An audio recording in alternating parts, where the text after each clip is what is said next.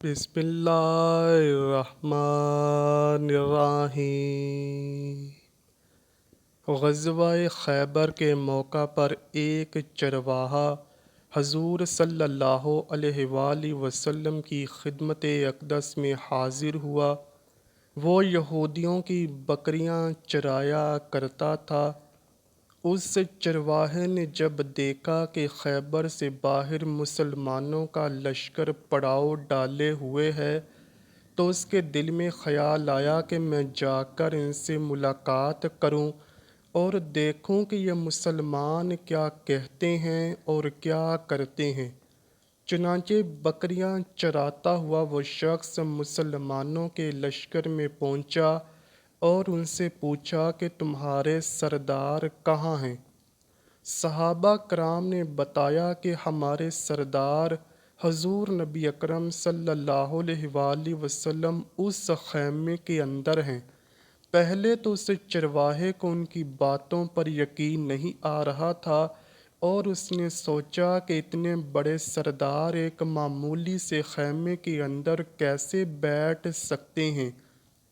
اس کے ذہن میں یہ تھا کہ جب آپ اتنے بڑے بادشاہ ہیں تو بہت ہی شان و شوکت اور ٹھاٹھ باٹھ کے ساتھ رہتے ہوں گے، لیکن وہاں تو کھجور کے پتوں کی چھاؤں سے بنا ہوا خیمہ تھا۔ خیر وہ اس خیمے کے اندر آپ صلی اللہ علیہ وآلہ وسلم سے ملاقات کے لیے داخل ہوا اور آپ صلی اللہ علیہ وآلہ وسلم سے ملاقات کی اور پوچھا کہ آپ صلی اللہ علیہ وآلہ وسلم کس بات کی دعوت دیتے ہیں اور کیا پیغام لے کر آئے ہیں۔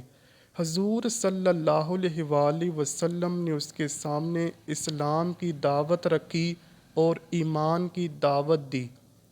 اس نے پوچھا اگر میں اسلام کی دعوت قبول کر لوں تو میرا کیا انجام ہوگا اور میرا کیا رتبہ ہوگا؟ حضور صلی اللہ علیہ وآلہ وسلم نے فرمایا تم ہمارے بھائی بن جاؤ گے اور ہم تمہیں گلے لگائیں گے۔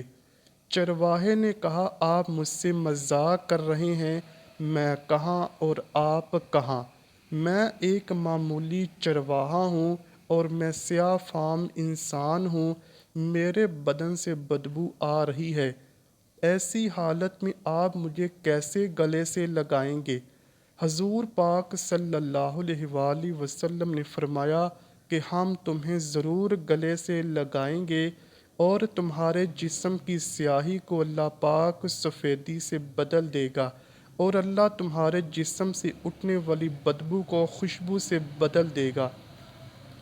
یہ باتیں سن کر وہ فوراً مسلمان ہو گیا۔ پھر حضور صلی اللہ علیہ وآلہ وسلم سے پوچھا کہ یا رسول اللہ صلی اللہ علیہ وآلہ وسلم اب میں کیا کروں؟ آپ صلی اللہ علیہ وآلہ وسلم نے فرمایا تم ایسے وقت پر ایمان لائے ہو کہ نہ تو اس وقت کوئی نماز کا وقت ہے کہ تمہیں نماز پڑھاؤں اور نہ ہی روزے کا زمانہ ہے کہ تم سے روزے رکھواؤں اور زکوٰۃ تم پر فرض نہیں ہے۔ اس وقت صرف ایک عبادت ہو رہی ہے جو تلواروں کی چھاؤں میں انجام دی جاتی ہے اور وہ جہاد ہے۔ اس چرواہے نے کہا یا رسول اللہ صلی اللہ علیہ وآلہ وسلم میں اس جہاد میں شامل ہو جاتا ہوں، لیکن جو شخص جہاد میں شامل ہوتا ہے اس کے لیے دو صورتیں ہوتی ہیں، غازی یا شہید۔ تو اگر میں اس جہاد میں شہید ہو جاؤں تو آپ میری ایک ضمانت لیں۔ حضور صلی اللہ علیہ وآلہ وسلم نے فرمایا میں اس بات کی ضمانت لیتا ہوں اگر تم اس جہاد میں شہید ہو گئے تو اللہ تمہیں جنت عطا کرے گا اور تمہارے جسم کی بدبو کو خوشبو میں بدل دے گا اور تمہارے چہرے کی سیاہی کو سفیدی میں بدل دے گا۔ چونکہ وہ چرواہا یہودیوں کی بکریاں چراتا ہوا وہاں پہنچا تھا تو حضور صلی اللہ علیہ وآلہ وسلم نے فرمایا تم جو بکریاں لے کر آئے ہو ان کو جا کر واپس کرو، اس لیے کہ یہ بکریاں تمہارے پاس امانت ہیں۔ اس سے اندازہ لگائیں کہ جن کا محاصرہ کیا ہوا ہے ان کا مال غنیمت ہے، لیکن چونکہ وہ چرواہا بکریاں معاہدے پر لے کر آیا تھا، اس لیے آپ صلی اللہ علیہ وآلہ وسلم نے حکم دیا، پہلے وہ بکریاں واپس کر کے آؤ، پھر آ کر جہاد میں شامل ہونا۔ چنانچہ وہ چرواہا بکریاں واپس کرنے کے بعد جہاد میں شامل ہوا اور شہید ہو گیا۔ جب جنگ ختم ہوئی اور حضور پاک صلی اللہ علیہ وآلہ وسلم لشکر کا جائزہ لینے لگے تو ایک جگہ آپ صلی اللہ علیہ وآلہ وسلم نے دیکھا کہ صحابہ کرام کا مجمع اکٹھا ہے۔ آپ صلی اللہ علیہ وآلہ وسلم گئے اور پوچھا کہ کیا ماجرا ہے؟ تو صحابہ نے عرض کی کہ جنگ میں جو لوگ شہید ہو گئے ان میں ایک آدمی ایسا بھی ہے جس کو ہم میں سے کوئی نہیں پہچانتا۔ جب آپ صلی اللہ علیہ وآلہ وسلم نے دیکھا تو فرمایا، تم اس شخص کو نہیں پہچانتے لیکن میں اس شخص کو پہچانتا ہوں۔ یہ وہ بندہ ہے جس نے اللہ پاک کی بارگاہ میں ایک بھی سجدہ نہیں کیا، لیکن میں اس بات کی گواہی دیتا ہوں کہ اللہ نے اس کا ٹھکانہ جنت الفردوس لکھ دیا ہے، اور میری آنکھیں دیکھ رہی ہیں کہ ملائکہ اس کو غسل دے رہے ہیں اور اس کی سیاہی سفیدی میں تبدیل ہو گئی ہے اور اس کی بدبو خوشبو سے بدل گئی ہے۔ پیارے دوستو، اندازہ کریں اگر کچھ عرصہ پہلے اس چرواہے کو موت آ جاتی تو وہ سیدھا جہنم میں چلا جاتا، اور اب اس حالت میں موت آئی کہ ایمان لا چکا ہے اور سرکار دو عالم صلی اللہ علیہ وآلہ وسلم کا غلام بن چکا ہے۔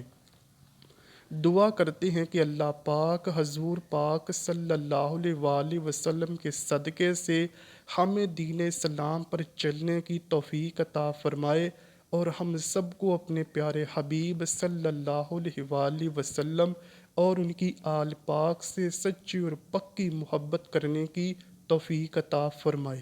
آمین یا رب العالمین۔ امید کرتا ہوں کہ آپ کو ویڈیو ضرور پسند آئی ہوگی۔ اگر ویڈیو پسند آئی ہے تو ویڈیو کو لائک کیجئے، شیئر کیجئے اور چینل کو لازمی سبسکرائب کیجئے۔